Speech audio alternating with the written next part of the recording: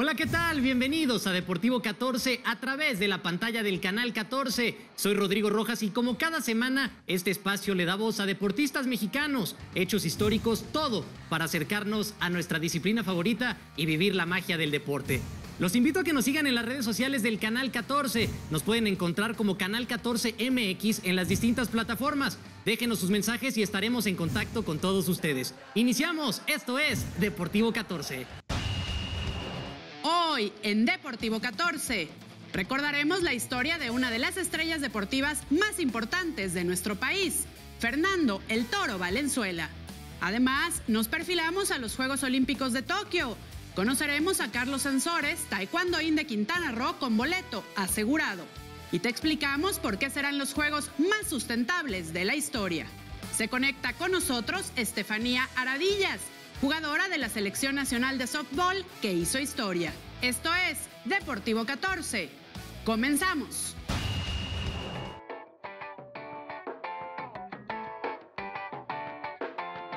Concluyó el primer Grand Slam del año, el Australian Open, con la final entre Novak Djokovic y Daniil Medvedev. Nole arrasó en 3 sets y se quedó con una corona más para reafirmar que es el rey de Australia. El serbio eliminó a Milos Raonic en octavos de final, a Alexander Zverev en cuartos y a la sorpresa del torneo Aslan Karatsev, el 114 del ranking, en semifinales. Fue la 28ª final de Grand Slam para el serbio y su 9ª en Australia. Ha ganado todas las finales que ha disputado en este campeonato: 2008, 2011, 2012, 2013, 2015, 2016, 2019, 20 y 21. La pandemia sigue provocando estragos y este primer Grand Slam no fue la excepción. Hubo afición que tuvo que desalojar los estadios en pleno partido tras un nuevo confinamiento decretado en Australia, canchas prácticamente vacías, además de jugadores con molestias musculares. Djokovic propuso que se hiciera una burbuja para jugar varios torneos en una sola sede y puso el ejemplo de la NBA, donde todos se encierran para practicar y competir. Mencionó que la cuarentena de 14 días previa al torneo provocó lesiones en algunos jugadores. Del otro lado llegó el ruso Medvedev, de 25 años. Llevaba 20 partidos invicto, de los cuales 12 son contra algún jugador del top 10. Ha enfrentado a Djokovic en 8 ocasiones, con récord de 4 triunfos y 4 derrotas. En cuartos de final eliminó a su compatriota Andrei Rublev y en semifinales al griego Stefanos Tsitsipas, quien dejó en el camino a Rafael Nadal. Fue su segunda final de Grand Slam, luego de la que alcanzó en la edición 2019 del Abierto de Estados Unidos, en donde también perdió. El único gran ausente fue el suizo Roger Federer, quien regresará a las canchas el próximo 8 de marzo tras más de un año de inactividad. Durante este año sin sumar puntos, Federer será superado en semanas al frente de la ATP por el serbio Novak Djokovic, quien sumará para la primera semana de marzo 310 como el número 1, superando al suizo. Además, el año pasado, mientras se encontraba inactivo debido a la cirugía de la rodilla a la que se sometió, Rafael Nadal igualó el récord que ostentaba de títulos de Grand Slam. Del lado femenil, se disputó la final entre la japonesa Naomi Osaka y la estadounidense Jennifer Brady, siendo la asiática la campeona. La jugadora de 23 años cuenta con 4 grandes en su palmarés: US Open 2018, 2020 y el Australian Open de 2019 y 2021. En octavos eliminó a Garbiñe Muguruza, en cuartos a Zhou Weixie y en semifinales dejó fuera a la veterana Serena Williams. De madre nipona y padre haitiano, la joven de 23 años nació en Florida un año antes de que Serena Williams ganara su primer título de Grand Slam en 1999. Y 19 años más tarde derrotaba a la menor de las hermanas Williams para ganar su primer abierto de Estados Unidos. Por su lado, Jennifer Brady jugó por primera vez la final de un grande. La estadounidense llegó rankeada como la número 22 del mundo y eliminó en octavos de final a la croata Donna Vekic. En cuartos de final a su compatriota Jessica Pegula y en semifinales a la checa Karolina Muchova. Osaka lidera un cara a cara favorable con saldo de 3-1 contra Brady. Esta fue la editorial de la semana. Arrancamos con la información. En 1981, un mexicano era campeón y protagonista de la Serie Mundial con Los Ángeles Dodgers, un lanzador sonorense que fue subiendo como la espuma hasta desatar un fenómeno que llenaba de orgullo a los aficionados, la Fernandomanía. Acompáñenme a ver esta cápsula de Fernando, el Toro Valenzuela. Fernando Valenzuela Anguamea cambió el rumbo del béisbol en México. Fue el encargado de que miles de aficionados en nuestro país se interesaran por este deporte. Nacido el 1 de noviembre de 1960 en Ixtohuaquila, pueblo del municipio de Navojoa, en Sonora, su gusto por el béisbol surgió por ser el deporte que practicaba la comunidad. El cazatalentos cubano Mike Brito de Los Ángeles Dodgers, quien reclutó a Julio Urías y Víctor González, también descubrió a Fernando Valenzuela. El 6 de julio de 1979 firmaría un contrato por $120,000 con la Novena Angelina. Un año más tarde llegaría su debut en Grandes Ligas. El 15 de septiembre de 1980, contra los Bravos de Atlanta, tendría su primera oportunidad. Para 1981 ganaría el premio al Novato del Año, el Silver Slugger y el Cy Young. Además de la Serie Mundial con 20 años y ante un antagónico histórico, los Yankees de Nueva York. Indudablemente es su año más importante, es decir, haber conseguido estos dos logros, el de ganar el trofeo Cy Young y también el Novato del Año, es algo que pocos peloteros en Grandes Ligas pueden presumir. Un muchacho de 20 años que provenía de un ejido sonorense prácticamente inexistente en el mapa, que lanzó 192 entradas, que tuvo 180 ponches, desencadenó un fenómeno fantástico en el béisbol de Estados Unidos. Es indudablemente el mejor año de Fernando Valenzuela, es su gran trampolín que lo impulsa. En cuestión de un año pasaba de ser un jugador de perfil bajo a una superestrella que desataría la Fernandomanía. La Fernandomanía fue un fenómeno importantísimo en Estados Unidos, no solamente en los fanáticos, ya te decía yo, los americanos, los latinos, los mexicanos, sino que especialmente en la comunidad latina era la posibilidad de tener a un hombre que en el terreno de juego lo reivindicaba nada menos que en el deporte nacional de los Estados Unidos. La afición se volcó a su figura. En México se formaron nuevos aficionados de béisbol que se reunían para verlo jugar. Se dedicaban espacios informativos, portadas de periódicos, estadios llenos de latinoamericanos que querían verlo en acción. Se transmitían en aquel entonces, yo todavía recuerdo, hasta 4 juegos a la semana de Grandes Ligas y siempre veíamos cada 5 días la salida de Fernando Valenzuela. Eso era fantástico. Poder ver al mexicano lanzar en vivo era fantástico. El Toro llamaba la atención por tener características físicas poco comunes en los lanzadores de la Gran Carpa. Su enorme carisma y talento lo llevaron a ser el deportista mexicano más popular de la década de los 80s. De 1981 a 1986 fue el pitcher con mejores estadísticas de la liga. Jugó con los Dodgers por 11 años de una carrera que abarcaría 17 temporadas entre 1980 y 1997, en donde pasaría por otros 5 equipos: Los Angeles Angels, Orioles de Baltimore, Phillies de Filadelfia, Padres de San Diego y Cardenales de St. Louis. Ganó 173 partidos, con un promedio de efectividad de 3.54. Asistió a 6 juegos de estrellas y consiguió un no-hitter, partidos sin hits ni carreras. Su retiro se daría el 8 de noviembre de 2007, cuando abrió por Mexicali ante Tomateros. Ha recibido múltiples reconocimientos como el Premio Nacional de Deporte 2020 a la trayectoria deportiva y que retiraran el número 34 de todo el circuito de la Liga Mexicana de Béisbol. A ver, indudablemente Fernando Valenzuela es el mejor pelotero mexicano que ha dado este país. Y está claramente entre uno de los mejores deportistas que han nacido en México. Hay un breve resumen de lo que significa la trayectoria de Valenzuela en el deporte nacional. En palabras de los especialistas, uno de los mejores deportistas que ha dado nuestro país. Vamos a hacer una pausa, no sin antes invitarlos nuevamente a que nos sigan en las redes sociales del Canal 14 y utilicen el hashtag Deportivo14 para entrar en comunicación. No se vayan, ya volvemos.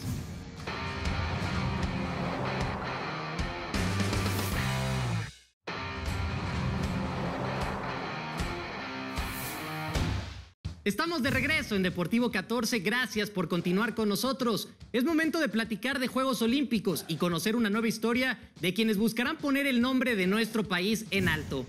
Hablemos de Taekwondo y del quintanarroense Carlos Sansores, atleta que tiene su boleto seguro a Tokio 2021. El peso pesado tiene la tarea de seguir con el buen paso en esta disciplina, en donde a México le ha ido muy bien. Vamos a verlo.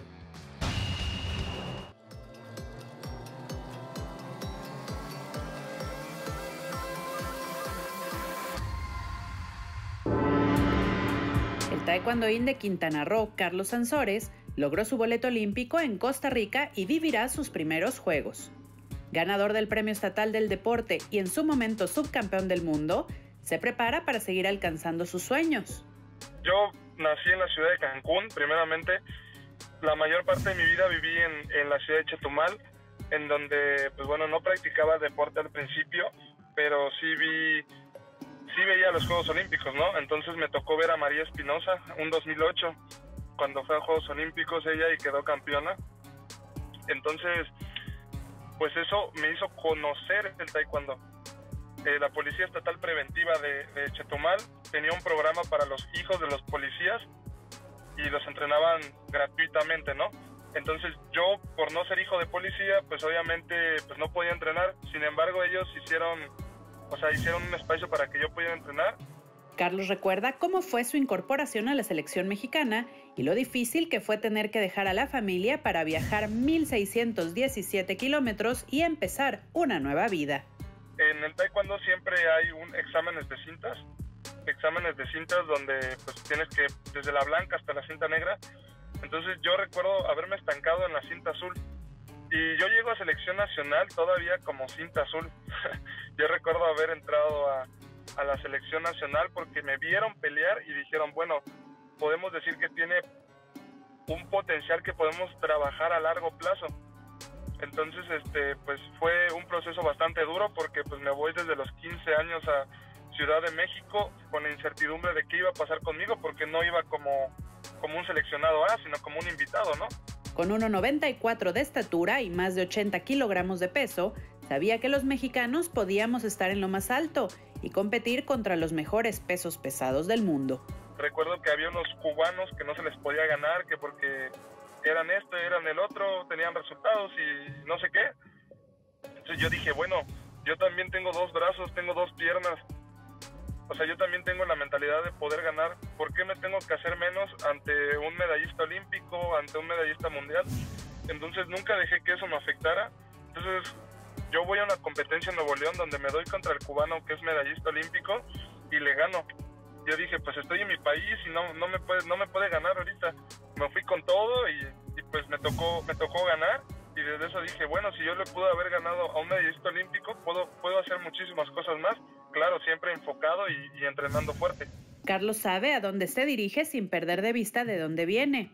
Con orgullo recuerda su infancia, la importancia de los valores que le han fomentado sus padres y las raíces de una vida que ha ido de menos a más gracias al deporte.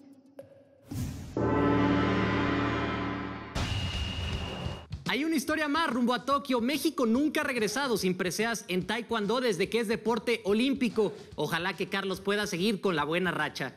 Seguimos con la información y es que viviremos unos juegos sustentables. Se han implementado medidas que sean amigables con el medio ambiente.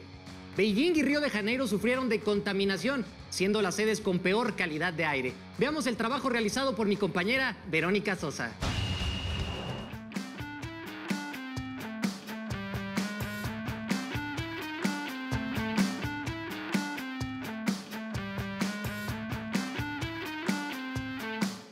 Japón siempre se ha considerado como una de las naciones con mayor respeto hacia el medio ambiente, y los Juegos Olímpicos de Tokio no podían ser la excepción. El comité organizador de la justa olímpica de este año busca convertir la edición 32 en la más sustentable de la historia, desde sistemas de captación de agua de lluvia hasta mobiliario de cartón, pasando por autos híbridos y medallas de material reciclado. Los Juegos de Tokio 2020 prometen ser los más ecológicos que jamás se hayan visto.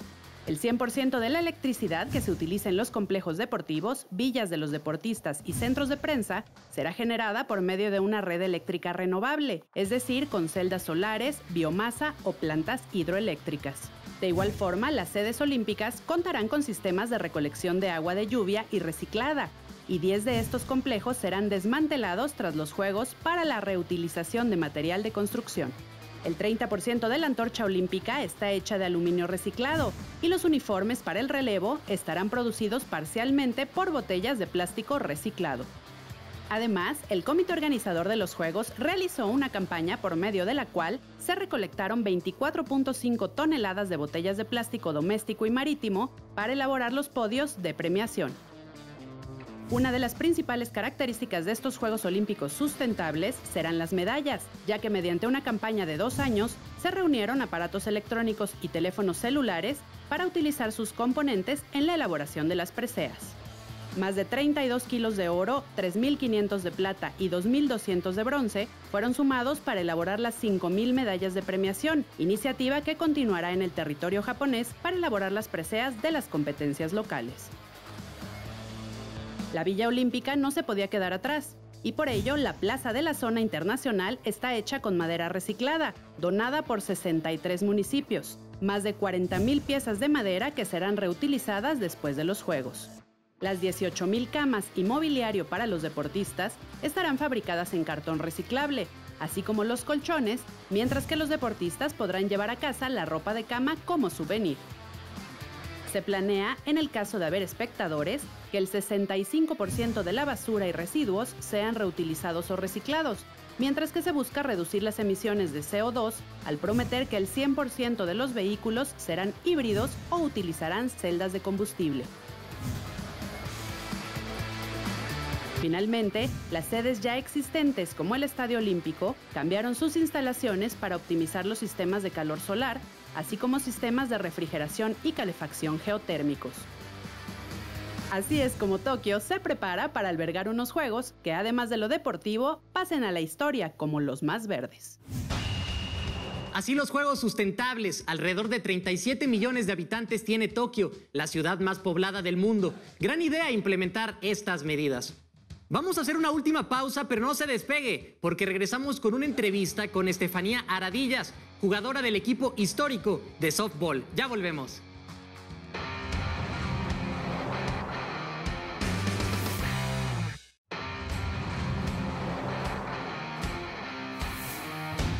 Ya estamos de regreso y antes de platicar con Steffi, les recordamos que nos sigan como Canal 14 MX y utilicen el hashtag Deportivo14 para que nos cuenten sus historias.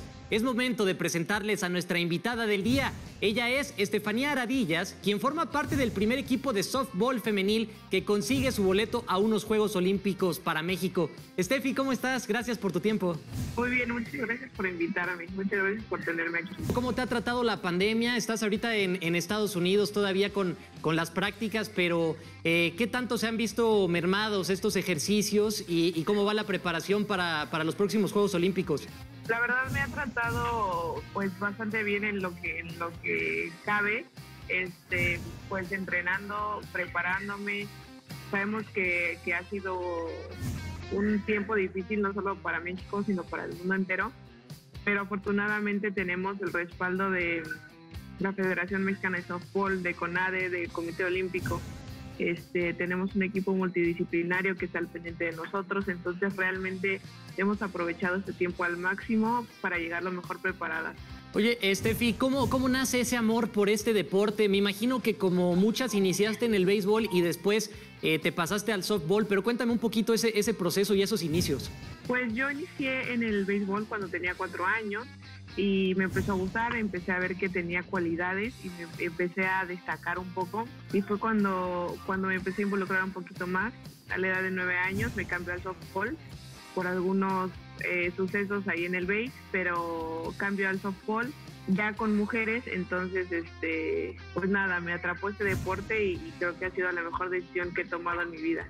Oye, y para los Juegos Olímpicos pues parece que hay un buen panorama para ustedes, porque son selecciones a las que ya les han podido ganar, ¿no? El caso de Estados Unidos, el caso también de Italia, de Australia, son selecciones que ya conocen. ¿Cómo ves el nivel y qué esperas para la justa japonesa? Pues justo somos 6 equipos los que vamos a participar en Juegos Olímpicos, entonces bueno, ya decía 6 equipos solamente.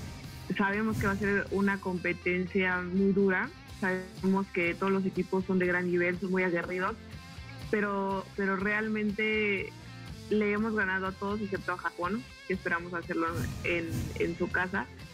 Entonces el nivel va a estar muy duro, pero tenemos grandes objetivos y grandes metas que ya nos fijamos y que para eso estamos trabajando ahora. Entonces realmente veo una gran oportunidad para mí. Y ha habido una gran evolución en el softball femenil con esta clasificación histórica, porque nunca se había dado.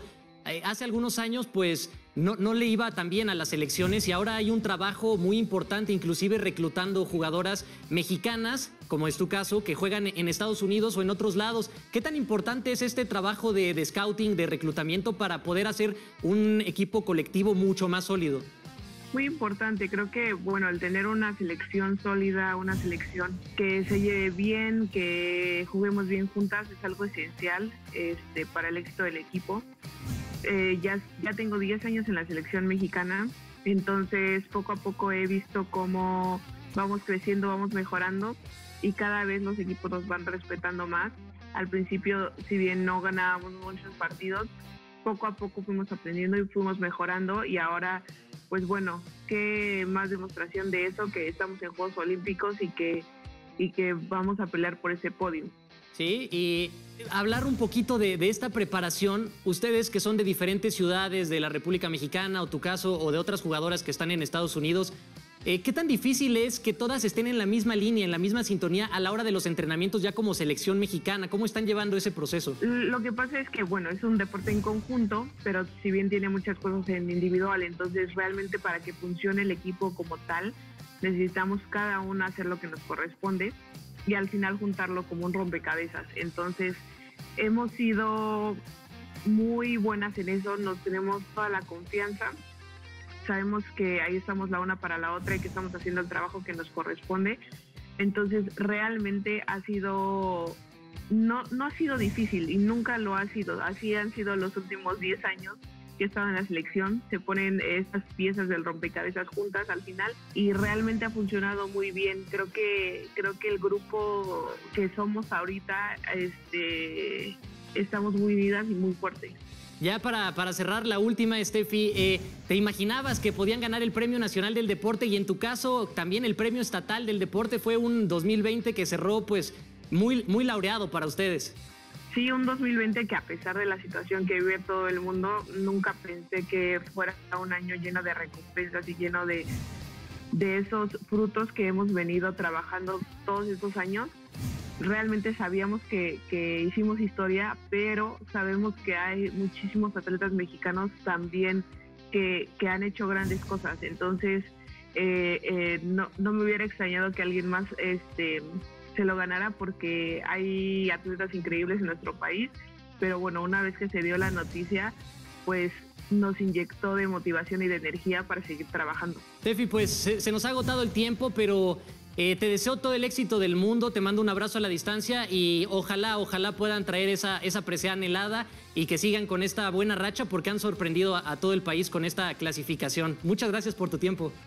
Muchas gracias, seguimos aquí al pendiente para dar las buenas noticias. Claro que sí. Amigos, hemos llegado al final del programa. Muchas gracias por su compañía. Los invito a que nos sigan en las redes sociales, que también sigan la programación del Canal 14. Nosotros nos despedimos, nos vemos la próxima. Esto es Deportivo 14.